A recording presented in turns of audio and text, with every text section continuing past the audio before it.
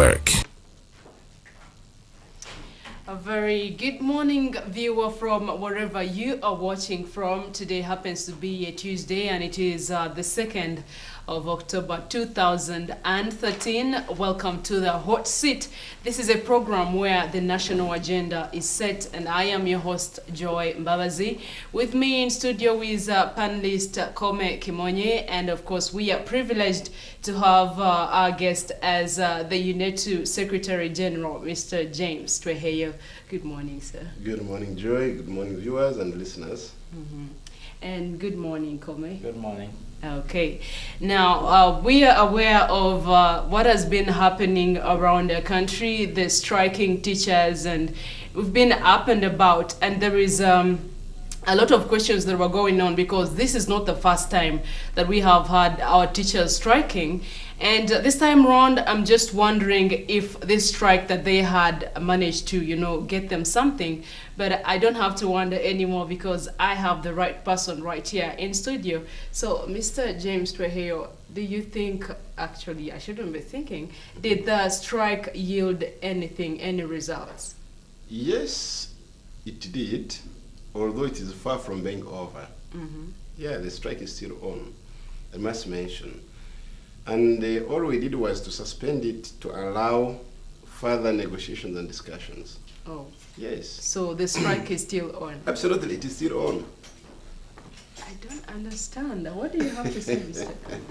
But Mr. Twehiyo, as you're saying that the strike is still on, we have to get things right. The teachers' union suspended the strike for 28 days. Correct. To allow for negotiations. But prior to that, there were negotiations that were going on. But the details, the nitty-gritties of the deliberations between the teachers' union, the government, and the Ministry of Education, the details still remain scanty. Was there any progress? Because what we got from the Ministry of Education is just rubbishing the debate by teachers saying there's no pay rise, there's no pay rise. How can we be sure that actually the deliberations were bearing any fruits? Generally, the problem we have is not even deliberations. The problem we have is the leadership's unwillingness to get the work done. And certainly that trickles down again to the children, to the teachers, to even the parents. And when we negotiate with government, we sign documents. That is the first indicator of a negotiation.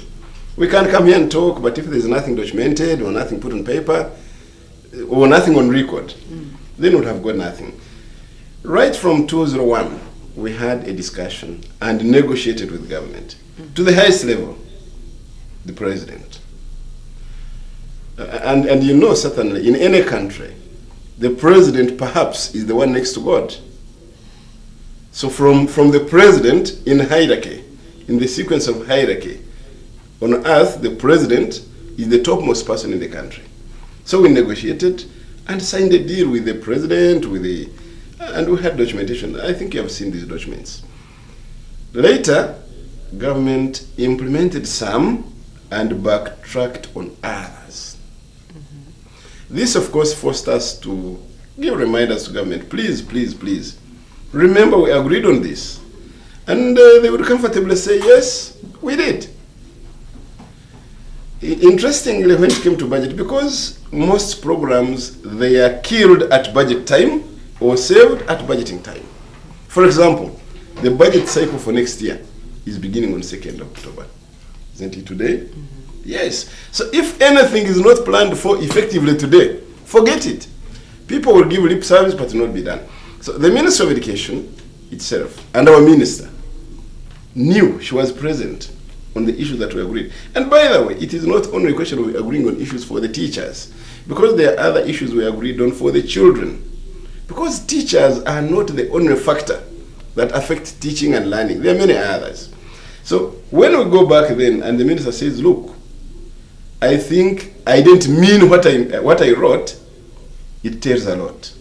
It tells quite a lot. If you are a head of family and you say, look, you children, I was deceiving you, what would you expect the children to do? It would worsen. So we kept on reminding until we gave a notice and said, no, minister or government, we are reminding you, 90 days we shall not go back to class. And true to our word, we never did. So when the heat became intensive, then this was said, hey, hold a bit. Hold your guns, let's have further engagements. We did. We had an engagement. Leave alone the previous agreement, we made a fresh agreement. And this time the agreement was signed by the same Minister of Education, the Minister of Public Service, State Mbaguta, Honorable Says Mbaguta, the Minister in charge of Mobilization, Office of the President, Honorable Richard Odong, the Minister of Finance, State for Finance, Honorable Jachan Omach, in the presence of the Minister of Internal Affairs, Honorable General Aronda, and the Minister of Security, Honorable Mukasa Mulori.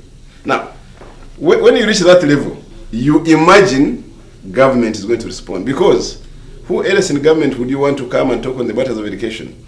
Who else in government would you like to come and talk on the financing, if it is not Minister of Finance? Who else would you like to come and talk on public service? But let me tell you, what is happening there on the ground is unbelievable. Right after our signing that agreement, the Honorable Minister of Public Service, I think, had already loaded his car with fuel and loaded her pockets with money. She moved down to Kanungu. What does she tell the teachers? She invited a meeting of people, boards of governors, told them, look, I am the Minister in charge of Public Service. I am telling you, you will not get the money. You know? And this is the person who have just signed an agreement. Mr. Twehiyo. Is there any dishonesty more than that? Mr. Twehiyo, Yes. let me just cut you short there. You just said you people reached an agreement and you reached the highest point. But I need to find out from you, because this is not the first strike that has happened. Now, is this the only time that you have reached that point, or even the other previous strikes you have reached that particular agreement? No, the previous ones we reached the president and we sorted the matter. This time around, what happened? When we had the 2011 agreement before the president, some few things were implemented, including actually putting in place a negotiation machinery act, and we worked on that to continue with negotiations. What do you mean when you say that you sorted things out with the president? Because if you sorted them out, then there wouldn't be reason for the strike. No, what is very interesting is who implements. Okay. Let me give you a quick example. We are in Top TV. Top TV is owned. But the owner of the TV is not the one running the program here. So you are the person who can frustrate the program or make it survive. Okay. You are the people who will appeal the viewers. You are the people who will even do anything. You are the people, by the way, who can cause the shutting and the opening of this TV. And when that happens, what would you expect? At the extreme end, suppose, God forbid, suppose government says now we want to close Top TV. You may not be the one to go to negotiate. But you will be part and parcel of the programs and running, and perhaps you would have been the cause of the shutting. So what you're trying to say... The owner of the TV will come in and say, no, don't shut. And the reason why I'm saying so is that you are saying we should follow the rules. Yes, I'm going to make sure that. But the next morning, you will come perhaps and be the same person and violate the same rules. So this is exactly what is happening. The president says, let us implement this. Okay. And we all sign. The next day, the Minister of Public Service, Honorable Mbaguta, comes and says, go and ride border borders. I'm not going to implement. You know? What does that mean? Two things. One, that the minister is subversive, but two, that possibly the minister is acting on behalf of the president. Those are two scenarios we must look at. So if the minister is acting on behalf of the president, then it would indicate that perhaps what she's saying are the words of her boss. Or it would also mean that the minister is subversive and is diverting from the position reached, including her own boss. And if I were her boss, the best I would do would be to fire the fellow. But Mr. Twehiyo, when you say that the best thing you can do as a boss is to fire the fellow, one thing we know that this minister, the appointing authority, is the president. Yes, that's right. And the word he's speaking is the word from the president, right? So how then do you fire the fellow? And this person, what is giving to the teachers, the reason is giving to the teachers is why they did not raise the salaries. all the discussions and the deliberation he comes up with, and all the facts that he lays down, all these are from the president. We know that. It is from the government. The president is an integral part of the government. Absolutely. So his position is the position of the government. And the government is not divided, unless we're talking of opposition here. So how then can you fire this person, and this person is the voice of the government, is the representative of the Right. Two things will happen.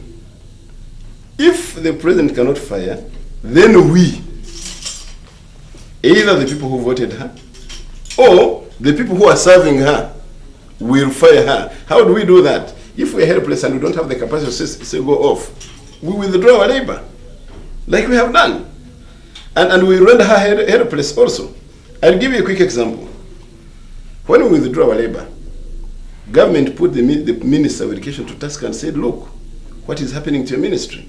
And let me assure you, we did what we did to halt, because government said, no, give us chance, 28 days, to discuss amongst ourselves, and then get back to you to see if we can solve this problem. That is why we never called off the strike. We said, yes, the strike is still on, but we are doing what? We are halting. And this halting will last specifically 28 days. So does that mean if nothing has happened within those 28 days, the teachers pull out of class? Now, these 28 days even have, they have steps. Okay. The first step is on the 5th. Because we agreed with the government that by the 5th of this month, grants to schools should have reached. Because there is no reason why grants should not go to schools if these grants were in the budget. Okay? So we said the grants were budgeted for, and there was a need for that.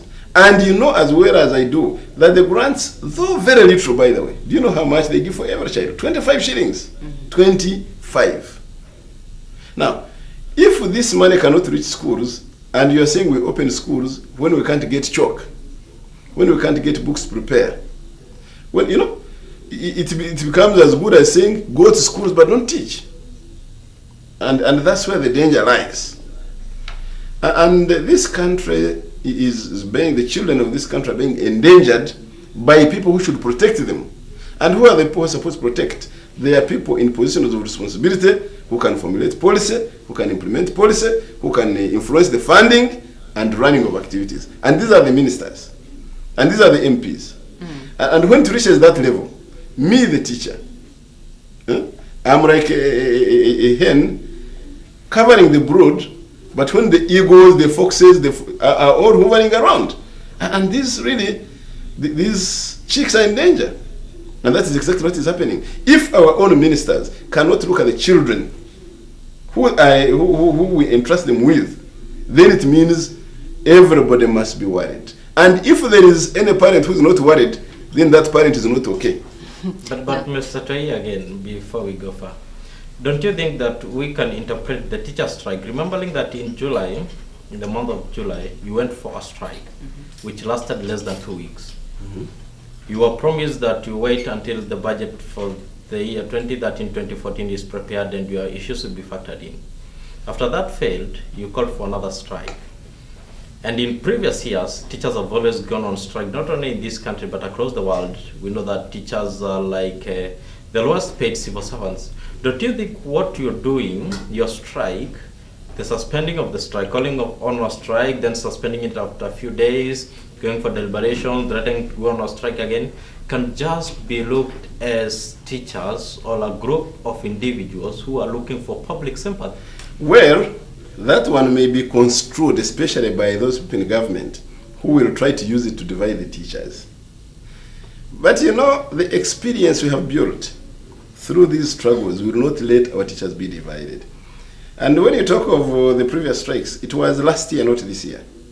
It was July, the other year. Now this year, we didn't go on strike in July. No, we gave a notice. And we kept on doing our work. And why did we give notice?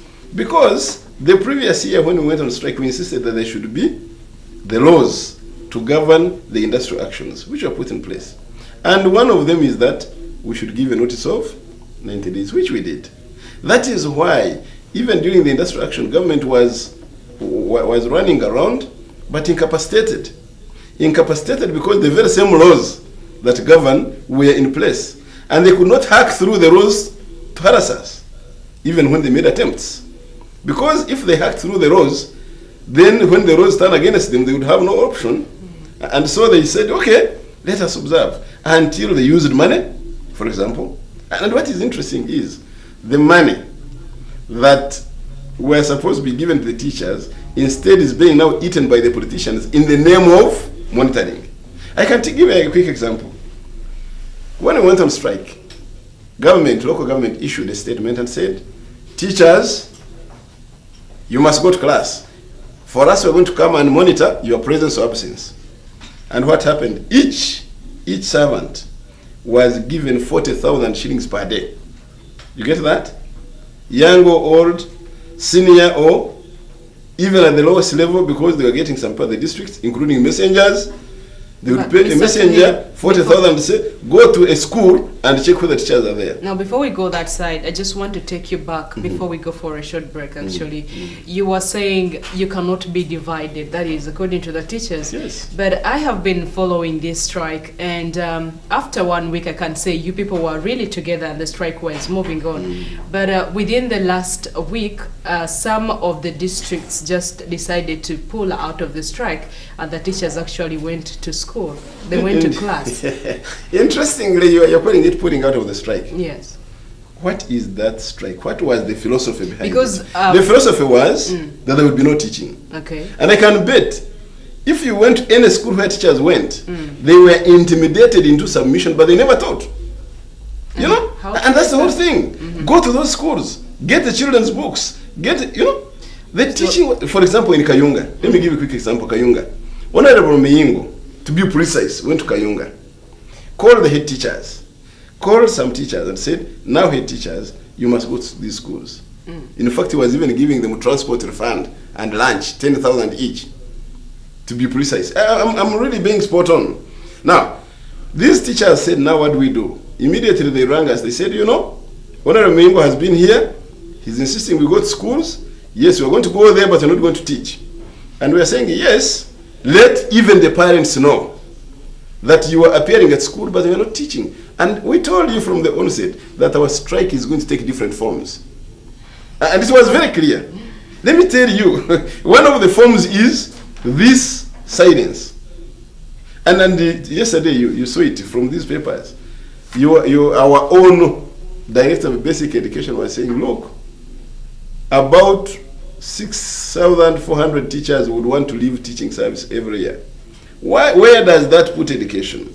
But then, our greatest worry is, actually, we are crying, we are bleeding. Our greatest worry is these children. If this teacher cannot speak for the children, then who should do that? A teacher is like a herdsman. And in our place they say, if a cow is announced sick by the herdsman, you, the owner, should have no words. But if the herdsman says the cow is sick, and for you the owner says no, it is not sick, the next day you see is a dead body.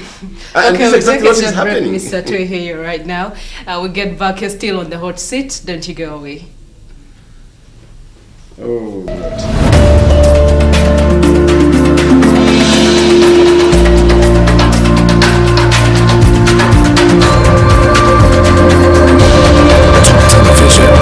Family Network. Oluvannyuma lw'okutamaza ebijjulo makanisa g'enjawulo kati kiki n'ekisembayo ekijjulo vulubana.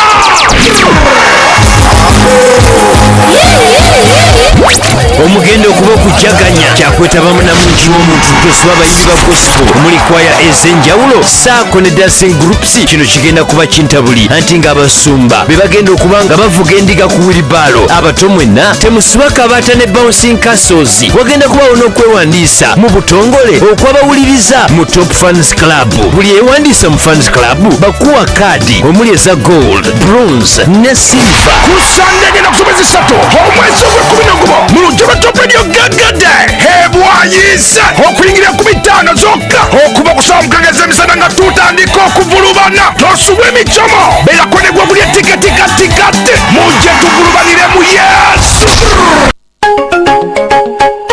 As a naming system, Mpako has no known replica all over the world, and it cannot be accurately described in any known world language foreign to its cultural context.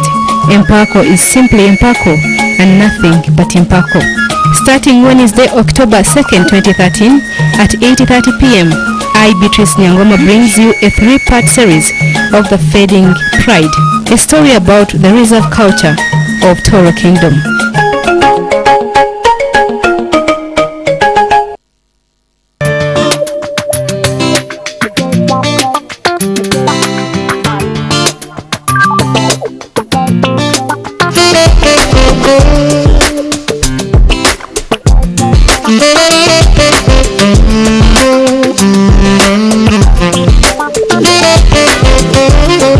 Don't miss In the Kitchen every Sunday at 1:30 p.m.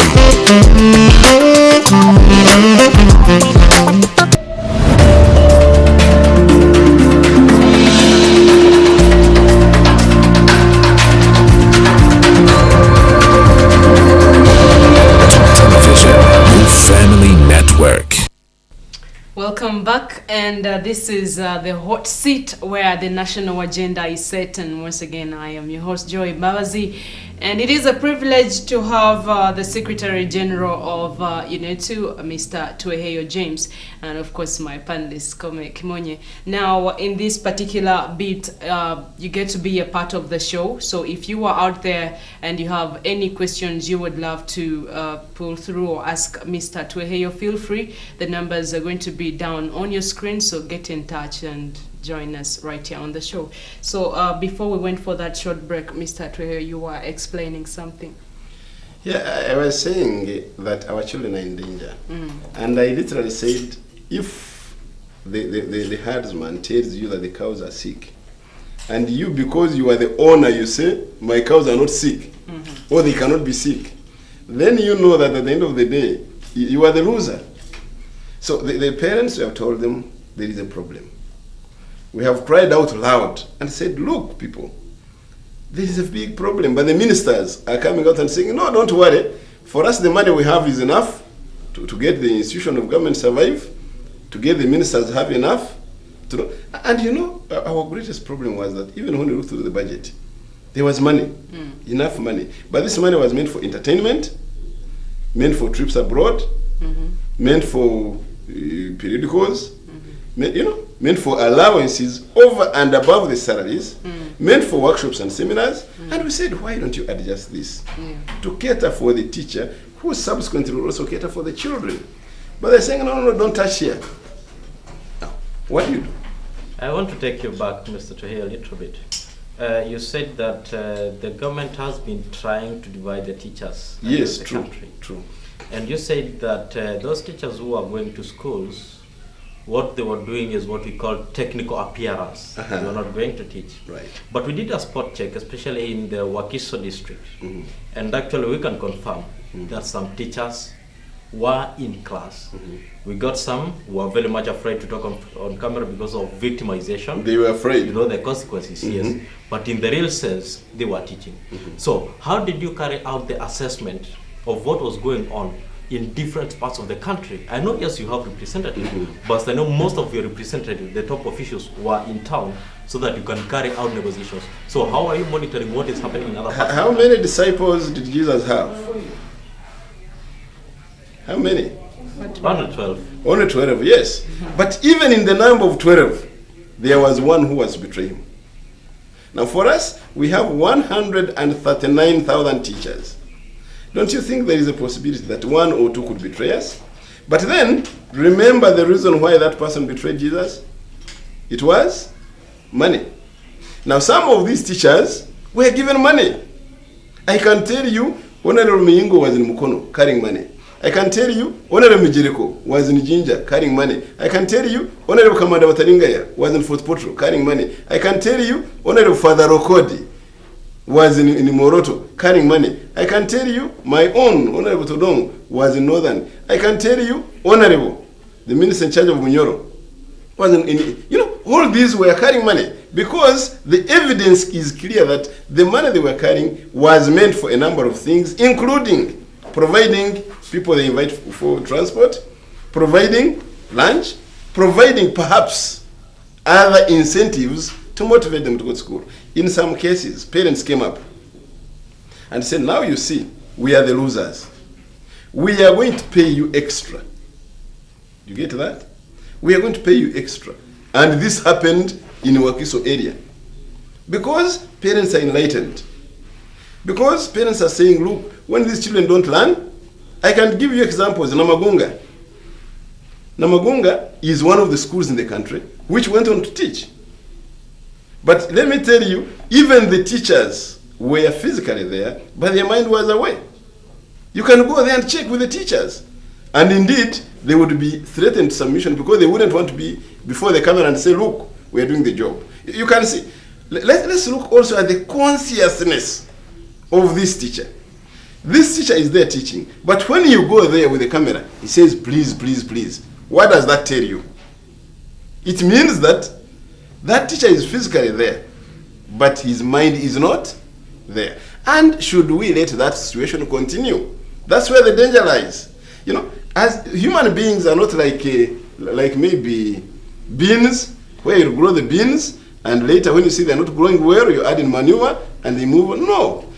Human beings, the moment they are stunted, and time is running out, they lose out. They fall out of school. They no longer like going to school. And subsequently, the dropout rate of this country, you know how far we have gone. 65% of the children who start school do not go the cycle, end of the cycle, at P7. Okay? Only 35% finish school. Yeah, but as much as you're saying that the teachers were united and the parents were rallying behind the teachers, they were supporting the teachers' strike. But we had a lot of calls from parents saying that the teachers should be considerate, right, and drop the strike, especially right? for the candidates. Yes, especially for the candidates and other schools going to do. Does that tell us that the parents were really behind the teachers, or does it tell us something? Do you see the controversy? You see the controversy? The very same people who were saying, please teachers, calm down, support our children, are now the same parents who are saying, look teachers, aren't you betraying your cause? Did you see? Now, our concern is that nothing should stop the teacher from taking on responsibility of taking care of the child entrusted to him or her. That is it. Everything we do should be in the best interest of the child. And that is why we said, no, if government is now coming down and willing to discuss further on this matter and come out with a solution, in order not to punish the innocent baby who is supposed to be learning, let us be holding on to our child. But of course, that will not stop us when the 28 days are over and the government is not willing at all. 2, government is demonizing the teacher, saying, you see, these teachers are also there for their own interest. We said, okay, if you think we are for our own interest, and you, government, you are clean, let us be here, and we see the clean government, how it acts in the best interest of the child. And you know, when we do that, then our clean minister, in fact, it is so irritating. Reverend Father Rokadi goes to the north and starts deceiving people. You see, these people of yours, they are there, they are stopping other teachers from teaching, but they own private schools. A Reverend Father, I advised, I said, a Reverend Father should go for penitence. Yes, because I wouldn't expect a Reverend Father to tell lies. So I wish that's, and you know, interestingly, that Reverend Father is the minister in charge of ethics and integrity. And he's saying government made a promise and broke it, and it is okay. People, I am leading, me as a minister of integrity, it is it is something of integrity for anybody to make a promise and break it. Okay, Mr. Twehiyo, now that you've talked about that same promise, you see, according to the strikes, they've been happening because of a promise to have a salary increment.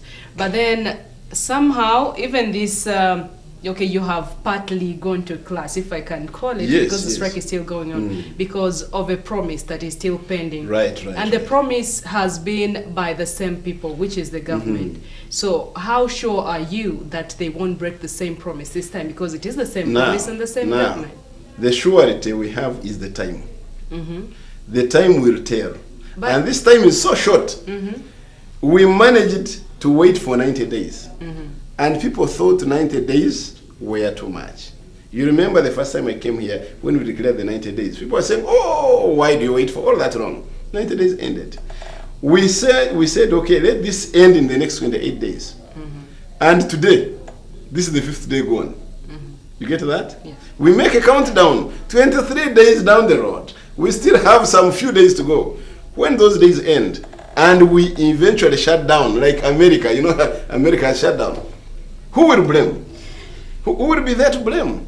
Is it me, the teacher, who has exhibited the excessive restraint and patience, or the government which has forced us into this? So by saying shutting down, you mean if these 28 days elapse, you going to lay your tools down and no more going to class? Absolutely, absolutely. And let me even give you the worst scenario. You know, you were talking of these schools which thought, Namagunga, Gayaza, they will be in examination. And in normal circumstances, the examination, the school is not supposed to invigilate itself. So, they will equally be doing exams. And our teachers from other schools will not supervise them. Who will supervise them? That will be the starting point. They are not supposed to mark themselves when the exams are done. Let them bring the army or police or prisons or whoever and invigilate the exam. Let them bring the cows and the other dishes to invigilate them. But then, after that, perhaps they'll also take them again to mark them. I can assure you, without doubt, we have exhibited the maximum restraint.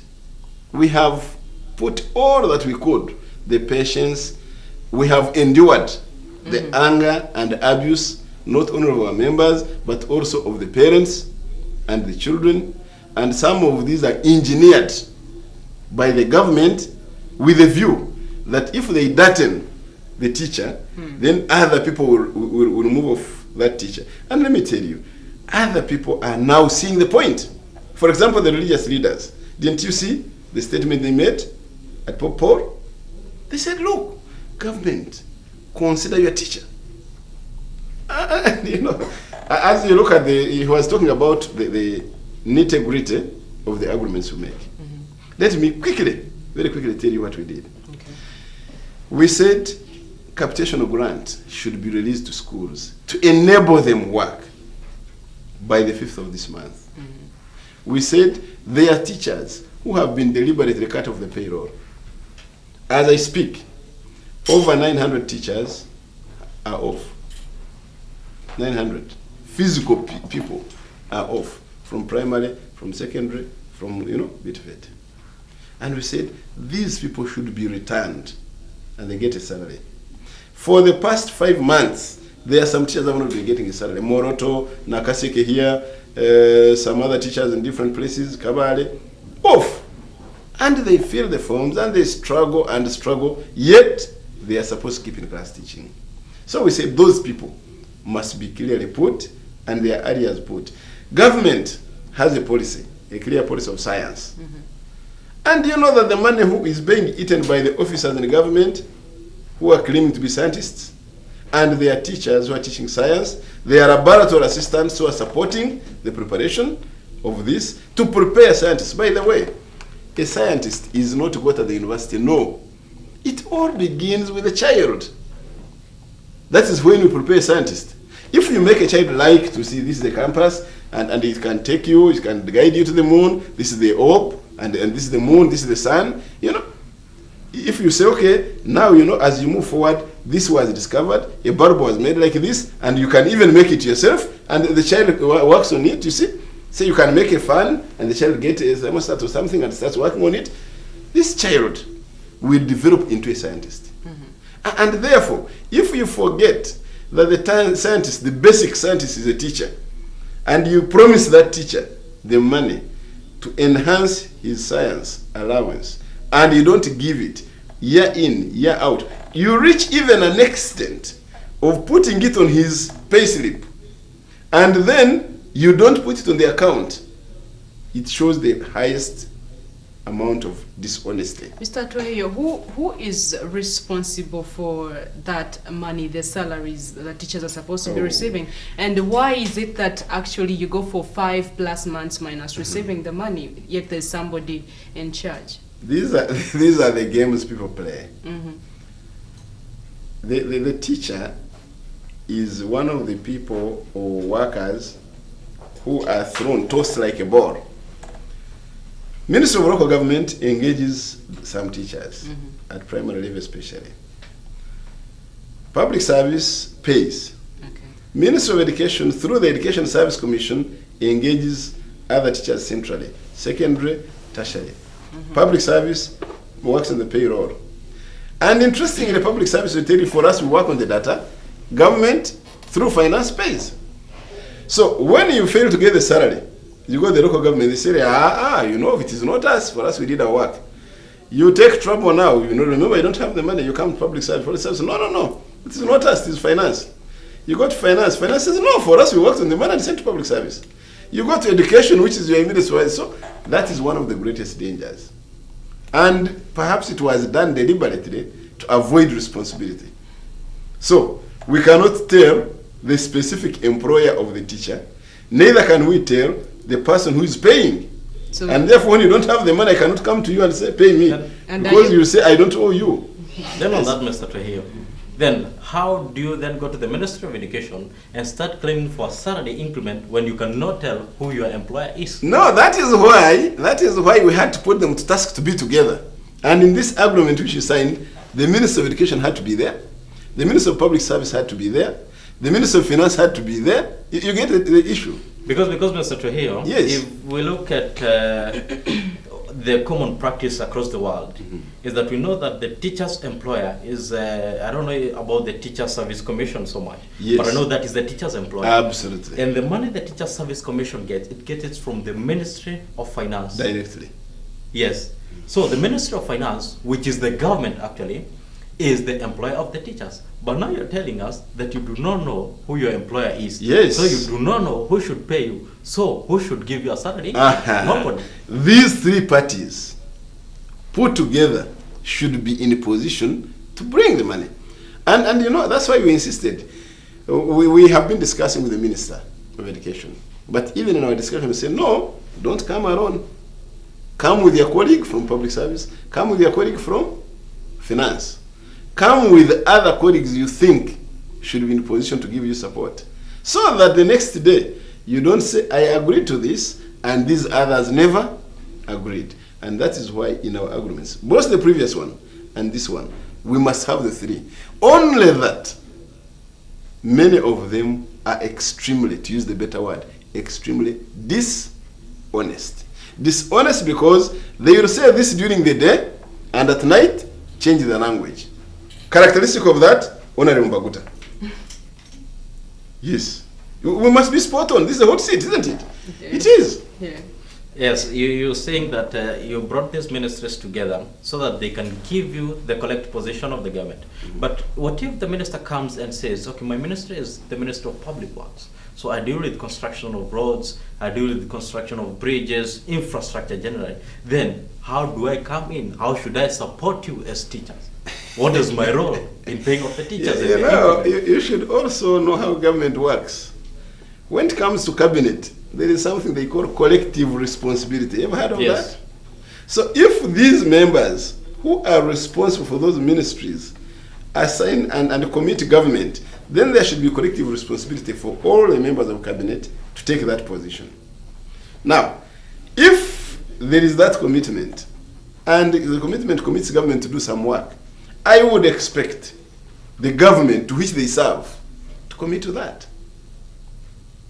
But you see, this person from the Public Works Ministry might come and say, okay, well, I went there, but my issue was to address the poor infrastructure in schools. No, it is not Public Works, it is Public Service. Public Service. We have works here, and Public Service. Public Service, they deal with workers. Yes. Yes. Now, what if this person comes and says, well, mine was not to the interest of the teachers, it was to the interest of the pupils. I want to know, what is the quality of service that they receive from these teachers? Right. And where does that quality come from? And who is the quality assurer? Because you see, this one now it becomes a totally different issue. Absolutely. No, it's okay. But that is not different. Because even for us, as we struggle for the teacher, we're struggling for the quality of the child. Now, when somebody talks of the quality, then we are saying that is good, and quality enhancement can be done through a number of issues. Number one, the teacher. First of all, a qualified and available teacher, and motivated, by the way. Number two, we need also to have the funds for the sustainability of schools in form of grants. Okay? And when these are not there, and the only thing they do is to say we are giving contracts to construct. And when they give contracts to construct, some of these people in the government own the construction companies. And at the end of the day, eat the difference at the expense of the constructed enemies. 6 toilets, pit latrines, in Bamunanika, collapsed. This time, some schools don't have toilets. I can assure you, go there physically. But our Minister of Education is in charge of Bamunanika. He's actually the representative, member of parliament. Now, if you look at that, then we must be worried. Let me tell you, a number of people in the government are more of commission agents than actual workers. What do I mean? They are interested more in putting the money in projects. Because in these projects, either they own companies or they connive with companies that will make supplies of goods and services and get a commission. Other than giving money where it is supposed to be working. Because once you give the money to a teacher, the teacher will not come back to give you a commission. No. Although this teacher will go and ensure quality. Now, tell me, where will the government get the moral authority to go and tell the teacher to do the work to his best when it has not met its obligation? Where? But which minister can come to school and tell the teachers, I think you're not doing well? Which minister in this country? Tell me. Who has the moral authority to do that? Let me just cut you on that. I just need to take you back on something you just said, and still about the money. Yes. You know, you just said you are not sure of who is actually responsible for the salaries. And I am thinking, since you are the Secretary General of the UNATU, you should be able to, because it feels like you have given them that you have let them take advantage of you, because you are powerful, you have all the teachers backing, and you have that office behind you. So I think it should be upon you to petition to find out who exactly is responsible. Because if you call in those people and say there are 3 people and they all have to be there, and you expect all of them to be answerable for the salaries, I think it doesn't work. You just have to find out one person in that. If the salaries don't come through, you have somebody to, go to. Each of because them if I'm to give you an example here, I am an employee here, but I know that at the end of the month, I have my boss that I go to. I know this is where I get my salary, so at least I have where to start from. But with you, because you have told me the teachers go for 5 months plus without salary. Yes. And it's just because you people have gotten comfortable with that, and it seems you are okay with it, because sure? It just feels like, because if you don't know who is supposed to pay you, then how does that work? That's the puzzle. The puzzle is government knows as well as everybody else the procedural way of employing a teacher and paying a teacher. A teacher is employed, deployed, and paid. And that is where the problem lies. And that is why for us we are saying, no, this business must stop. There must be a one-stop center. Like it is in Kenya, for example. The Kenya teachers know that they are employed by the Kenya Teaching Service. The Teacher Service Commission. Teacher Service Commission. TSC. Period. Kenya teachers know they will be paid by the Teacher Service Commission. Kenya teachers know they will be deployed or disciplined by the Kenya Teacher Service Commission. But here it is different. And I think it is a deliberate move to frustrate the effort of a teacher. But we shall not let it go. But How? I think How? at the same time, To get that done, yes, to get that done, we get ourselves and say, look, if these people cannot do the job, let us sit down and see who will come to us. So you need them to come to you. Yes, we need to. We must also put them on their bended knees. Cut it right here, and because you are the people in need, so you should go to them instead of them coming to you. Yes. But we'll take another short break, ladies and gentlemen. You're still on the hot seat where the national agenda is set.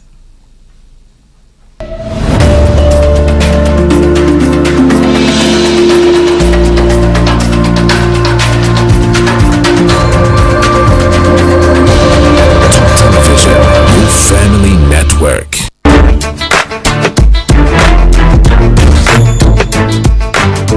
What's up, everybody, man? This is Joy.